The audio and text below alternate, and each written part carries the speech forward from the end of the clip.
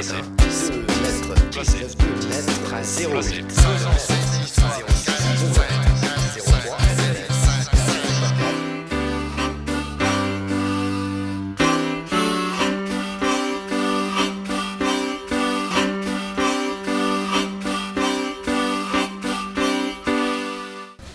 Et vous aurez aussi à réfléchir à l'exercice numéro 3. Alors, premier exercice. Pour la journée du 3 septembre, indique les heures de basse mer et les heures de pleine mer. Rétablit l'ordre chronologique des 4 mouvements de la mer. Chacun sait bien que l'école est une affaire fort sérieuse qui coûte très cher à la nation, avec des gens fort importants, des recteurs, des inspecteurs généraux, des concepteurs de programmes, des enseignants, des administrateurs. Et puis toute cette machine pour que les élèves apprennent, il suffit d'un petit grain de sable pour qu'elle s'enraye. Un élève, un gamin, un cancre à l'après-vert qui à un moment voit son esprit s'emballer, qui regarde par la fenêtre, qui commence à entendre la parole du maître s'éloigner, et puis qui se met à s'ennuyer et son esprit vagabonde. Benjamin, tu te réveilles, s'il te plaît? Ne te balance pas, Emilien. Comment retrouver le goût du travail à l'école? Comment, disait Freinet, faire boire à un cheval qui n'a pas soif? Telle est la question à laquelle il va consacrer toute sa vie. Car Freinet est convaincu que les enfants ont envie de travailler. Il suffit de les regarder sur une plage, trimballer des tonnes de sable dans une journée. Il suffit de les regarder se passionner pour le montage ou le démontage d'un appareil qu'ils découvrent. Mais il faut leur donner du sens. C'est ce à quoi il va, lui, Freinet, se consacrer tout entier.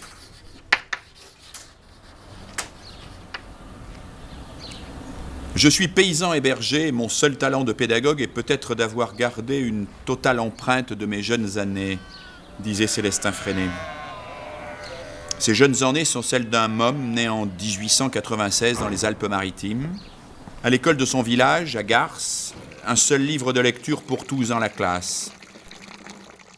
En 1915, Freinet est mobilisé et doit interrompre ses études d'instituteur. Grièvement blessé en 17, il insiste, la paix revenue, pour prendre une classe. Mutilé de guerre à 70%, il a été gazé. Il conserve de cette expérience une aversion viscérale contre l'absurdité des ordres aboyés, contre la discipline imposée. Suivant.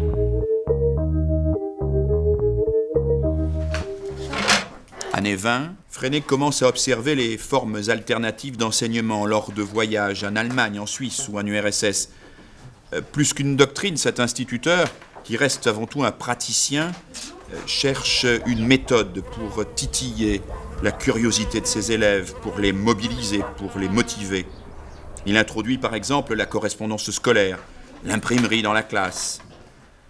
Là, le plaisir de fabriquer un journal amène les enfants à apprendre avec enthousiasme tout ce qu'il faut savoir pour rédiger un article, l'orthographe, le style, les règles de grammaire. Toute la partie conservatrice de la société supporte mal cet éducateur révolutionnaire. En 1933, amené par Maurras et le journal L'Action française, une très violente campagne aboutit au déplacement de Freinet. Le pédagogue ne se résigne pas et en 1934 avance, il monte une école privée. Celle-ci le restera jusqu'en 1991, date à laquelle elle intègre l'éducation nationale. Engagé dans la résistance durant la Seconde Guerre mondiale, Freinet est exclu du Parti communiste au début des années 50, n'empêche. Son mouvement rayonne internationalement. Toutes ces techniques servent de boussole à de nombreux enseignants qui veulent construire l'école du peuple. Lui s'obstinait toute sa vie à s'adresser à des individus et non pas à une classe anonyme. Papa Freinet est très gentil. Célestin, le pédagogue, disparaît en 1966. Il faut se souvenir que quand Freinet arrive dans sa classe après la guerre de 14-18, il a été gazé. Il ne peut pas faire de cours, de leçons. Il n'a pas la force physique de faire cela. Et il a ce coup de génie tout à fait extraordinaire qui consiste à dire au fond peut-être que tout ce qui handicape le maître favorise l'activité de l'élève. Et il va mettre ses élèves au travail. C'est ça l'idée centrale de Freinet, c'est que si les élèves s'ennuient parfois à l'école, c'est pas parce qu'on leur impose un travail fastidieux, c'est parce qu'on ne les fait pas vraiment travailler, que le maître travaille et que les élèves écoutent. Alors mettons les élèves au travail et donnons-leur des tâches qui ont du sens. On va faire un journal scolaire non pas simplement pour être noté, avoir une bonne note, mais parce que à cette occasion-là, on communiquera avec le village. Et au fond, Toute la pédagogie de Freinet s'inspire de ce principe. C'est le travail qui motive, c'est le vrai travail, c'est le travail qui a un sens, c'est le travail qui permet aux élèves de s'investir. C'est une classe qui va évoluer vers l'atelier, vers le laboratoire, et s'éloigner de plus en plus de cette classe sanctuaire, chapelle, dans laquelle un clerc annonce des savoirs pendant que les élèves tentent de recopier sur leur cahier. Cédric, tu nous lis le titre?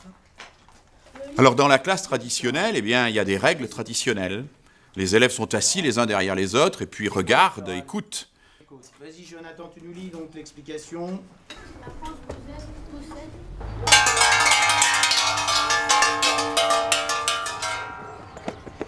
Quand les élèves se mettent au travail, eh bien, ces règles ne s'appliquent plus. Il faut réinventer des règles tous les jours. Est-ce que tu peux dire combien de temps en heure de déplacement? Donc il va falloir vraiment trouver quelqu'un qui accepte de travailler pour 80 francs de l'heure. Et elle se fait payer combien avant? Je crois que c'est 110 francs de l'heure. 110 de l'heure. Et en plus elle fait 2 heures. Et là ça serait c'est qu'une heure et demie à 80 francs de l'heure. Ça fait 160 au lieu de 200.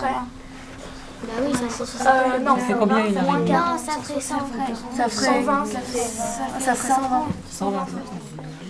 À partir du moment où l'école n'est plus une église, il faut que ce soit un lieu dans lequel les gens se réunissent régulièrement pour se dire qu'est-ce qui est permis, qu'est-ce qui est autorisé, a-t-on le droit de faire ceci ou cela. C'est le conseil de coopérative d'abord, parce qu'on y gère le fonctionnement matériel de la classe, conseil de la classe ensuite, parce qu'on y gère les problèmes de discipline, et puis l'élaboration de ce règlement intérieur qui est nécessaire à la vie sociale. Qui est de table? Sarah et Cathy. Qui est de poule? Vincent. Qui est d'oiseau? Mélanie. C'est la grande réunion, c'est le rappel. Alors, pas de barrage à la 3e récré. Se laver les mains 5 minutes avant que ça sonne. Et il faut s'essuyer les pieds sur le tapis. J'aimerais aussi qu'on salisse pas à l'intérieur du robinet parce que tout à l'heure j'ai trouvé des pierres, de la terre. Il faut donc gérer la classe en commun, participer en commun à une œuvre collective, comme la réalisation d'un journal. C'est cela, pour Freinet, qui motive chaque élève. Freinet, en 60, décrit ainsi sa classe. Des fillettes sont occupées au ménage et à la cuisine, un petit commerçant à ses calculs, d'autres impriment, un petit artiste grave du linoléum, un futur mécanicien monte des éléments, démonte, expérimente. Derrière des clichés sans doute marqués par une époque, il y a bien ici un vrai problème posé par la pédagogie Freinet. Qui va faire quoi? N'y a-t-il pas un vrai danger que seuls les plus compétents se perfectionnent dans ce qu'ils savent déjà et que les autres soient exclus? Lorsqu'on veut faire un bon journal, on peut toujours demander à ceux qui ont des spécialités. Il y en a qui savent mieux faire les dessins, alors on va leur demander s'ils veulent bien faire des dessins, d'autres des textes, et d'autres des comptes rendus et tout. En fait, chacun a un petit peu une spécialisation et on l'utilise. C'est difficile, mais on essaye de prendre ceux qui ont du mal pour aussi qui s'habituent et qui font des bons dessins, des bons textes. Freinet va alors prendre conscience d'une tension très forte qui travaille toute la pédagogie et toute son œuvre en particulier. C'est qu'il faut donner du sens au savoir par une activité collective, mais il faut être attentif aussi parce que l'école, c'est pas une usine. On n'est pas là pour fabriquer des automobiles qu'on met sur le marché, on est là pour apprendre. Et donc pour que chacun puisse progresser. D'où l'idée de Freinet d'introduire, pour contrebalancer les effets un peu pervers de ce travail de groupe, des brevets individuels. Alors on va passer des brevets d'orthographe, brevets de natation, brevets de chasseur de papillons, et puis des plans de travail qui vont être négociés avec chaque élève. Chaque élève va devoir en quelque sorte se donner des objectifs à lui-même pour qu'on garantisse tout à la fois l'intérêt, la motivation, mais aussi, ce qui est très important pour lui, la progression de chacun.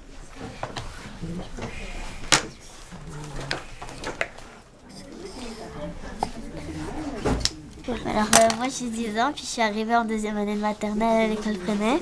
Puis alors la première année, moi j'étais je savais plus trop quoi faire parce que j'avais l'habitude que ça soit pas du tout comme ça, qu'on nous dise tu vas faire ça, tu vas faire ça.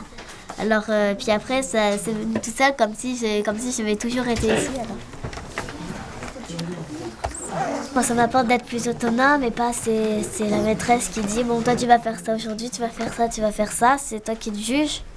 C'est plus on va pas faire non plus ce qu'il y a de plus facile. D'abord on essaye d'équilibrer. Alors c'est moi qui gère mon temps moi. Par exemple c'est moi qui se dit je vais par exemple aujourd'hui je vais faire un problème. Quand je l'aurai fini, je vais faire une opération. Au bout de 12 jours, il faut que j'ai atteint mes limites. Donc après, on est assez content parce que quand on se pose des limites, on se dit, moi, je vais y arriver. Je sais que je peux y arriver. Donc je dis ça, donc après, on peut y arriver. Parce que moi, je suis toujours arrivée. Alors, il y en a qui n'y arrivent pas parce qu'après, il y en a qui n'y arrivent pas. Donc ils se mettent des plus petites limites. Ou ceux qui y arrivent et que c'est normal. Qu'ils y arrivent bien, et ils se remettent les mêmes limites. Donc c'est toujours par rapport à nous.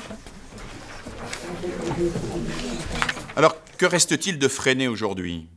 Beaucoup de choses, même si son héritage n'est pas facilement repérable au milieu de toute une série d'influences, en particulier de ce qu'on a appelé l'école active et l'éducation nouvelle. Mais il y a dans plus de 45 pays au monde des militants pédagogiques qui se revendiquent de Freinet, qui utilisent l'imprimerie ou aujourd'hui l'ordinateur pour faire en sorte que écrire, ce ne soit pas simplement s'adresser au maître pour avoir une note, mais que ce soit un vrai moyen de communiquer avec les autres, avec d'autres élèves, avec d'autres adultes.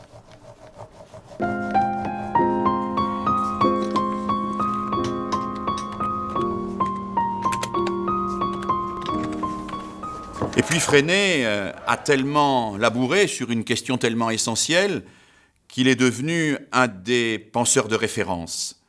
Un des penseurs de référence pour une modernité qui sait de moins en moins comment motiver les élèves au savoir. L'instruction est obligatoire, c'est même dans la Constitution, mais l'apprentissage ne se décrète pas. On ne peut pas décréter qu'un élève va apprendre, il faut l'amener à apprendre lui-même. Freinet n'a cessé de le dire, on ne fait pas boire un cheval qui n'a pas soif. Et un cheval, lui, finit toujours par avoir soif. Il suffit qu'il fasse chaud et qu'on le prive de boire. Un élève, même s'il fait chaud, et si on le prive du théorème de Pythagore ou de la règle de Troie ou de l'accord du participe passé, ne viendra pas nécessairement vous le demander. Il faut donc ne pas se contenter d'attendre quand il s'agit de faire naître le désir de savoir, mais créer des situations. Créer des situations où les savoirs deviennent nécessaires. Créer des situations où les savoirs deviennent des réponses à des questions qui ont été travaillées ensemble. C'est ça le véritable héritage de Freinet. C'est ce en quoi il nous apporte, plus encore que des réponses, toute une exigence que nous devons incarner aujourd'hui. Lettre à 0.